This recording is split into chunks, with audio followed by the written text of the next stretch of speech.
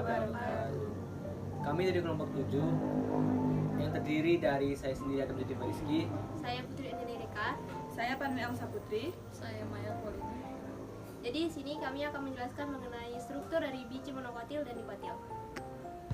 Baiklah, di sini saya akan menjelaskan tentang struktur luar atau morfologi biji tumbuhan dikotil, yaitu salah satu contohnya yaitu biji kopi dapat kalian dilihat di samping ini.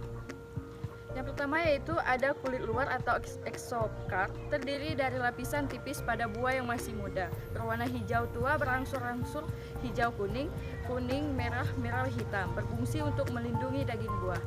Yang kedua yaitu daging buah atau disebut juga dengan mesokarp, berlendir dan agak manis, berfungsi sebagai cadangan makanan. Selanjutnya yang ketiga yaitu lendir atau getah atau disebut juga dengan mucilage, merupakan bagian lapisan berlendir yang menyelimuti biji kopi dengan komponennya yaitu protopektin. Enzim katalase yang terdapat pada mucilage akan memecah protopektin di dalam buah kopi. Kondisi fermentasi pada pH 5,5 sampai 6,0 akan menyebabkan pemecahan getah cukup tepat. Dan yang seterusnya yaitu biji atau juga disebut dengan endosperm, mempunyai fungsi sebagai alat perkembangbiakan karena dapat menghasilkan tanaman baru. Baiklah, selanjutnya saya akan menjelaskan mengenai struktur anatomi atau bagian dalam pada biji kopi, seperti yang dapat dilihat pada gambar samping. Yang pertama ada kulit tanduk atau cangkang, merupakan kulit bagian dalam yang cukup keras yang berfungsi untuk melindungi biji kopi. Kemudian ada kulit ari biji kopi atau epidermis yang merupakan lapisan tipis yang melindungi biji kopi. Kemudian yang ketiga ada biji atau endosperm yang mempunyai fungsi sebagai alat perkembangbiakan karena dapat menghasilkan tanaman baru. Dan yang terakhir ada kotiledon yang berfungsi sebagai cadangan makanan untuk biji ini pada saat tumbuh menjadi benih. Selanjutnya yaitu struktur luar morfologi dari biji tumbuhan monokotil yaitu biji jagung. Bisa dilihat di gambar di samping. Bisa kita lihat yaitu ada jaringan buah. Jaringan buah berfungsi sebagai jaringan penyedia cadangan makanan yang diperlukan untuk biji ketika masa pertumbuhan. Selanjutnya yaitu ada kulit biji, merupakan lapisan yang berfungsi sebagai pelindung utama bagi bagian dalam biji. struktur anatomi bagian dalam biji jagung bisa dilihat di samping. Yang pertama adalah endosperma, berfungsi sebagai penyedia cadangan energi bagi embrio atau lembaga dalam proses perkecambahan. Kotiledon berfungsi sebagai bagian pertama yang muncul dari benih, memberikan jalan bagi pertumbuhan sebagai cadangan makanan untuk bekal daun dan bakal akar. Radicula berfungsi sebagai tanaman yang akan berkembang menjadi akar tanaman yang akan menyokong dan menyuplai bahan-bahan makanan untuk diproses pada bagian tanaman lainnya. Plumula berfungsi sebagai calon batang daun. Poros embrio berfungsi sebagai calon bakal tanaman. Sundang berfungsi sebagai pelindung untuk pembuluh di dalamnya, yaitu fil dan phloem. Epikotil berfungsi sebagai batang penghubung antara kotiledon dengan plumula. Kleoptil berfungsi sebagai topi pelindung yang menutupi bagian yang akan menjadi batang dan daun tanaman. Coleoriza berfungsi sebagai pelindung ujung akar tembaga atau embrio serta melindung ujung akar dewasa.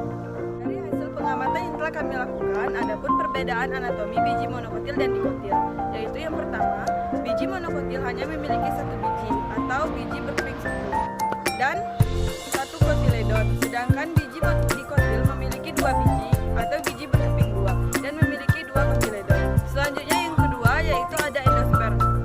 Pada biji monokotil berfungsi sebagai cadangan makanan, sedangkan pada biji dikotil endosperm berfungsi sebagai alat perkembangbiakan karena cadangan makanan disimpan di kotiledon. Yang ketiga yaitu kotiledon pada biji monokotil tipis dan kecil, sedangkan pada biji dikotil kotiledonnya lebih tebal. Dan yang terakhir atau yang keempat yaitu biji monokotil memiliki lapisan kleoriza dan kleoptil, sedangkan pada biji dikotil tidak mempunyai kleoriza dan kleoptil. Sekian penjelasan dari kelompok kami akhiri. Wassalamualaikum warahmatullahi wabarakatuh.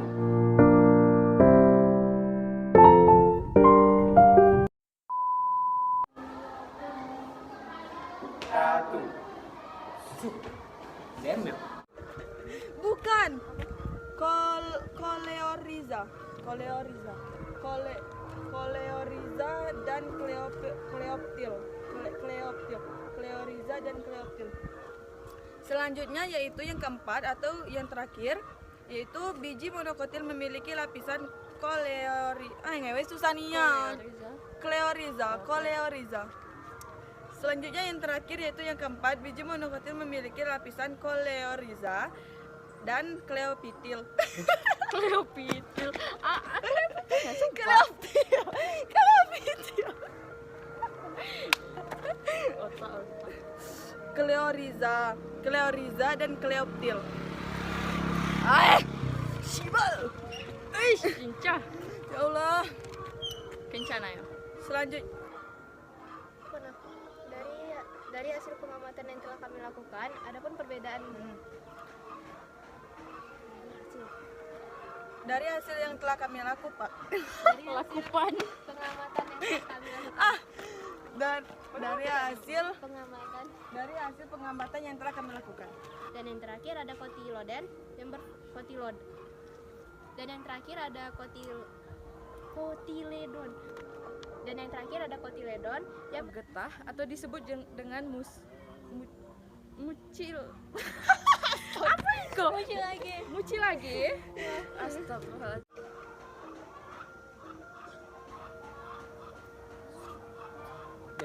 Udah. Capek, enggak ya, ada berapa kali teks kami?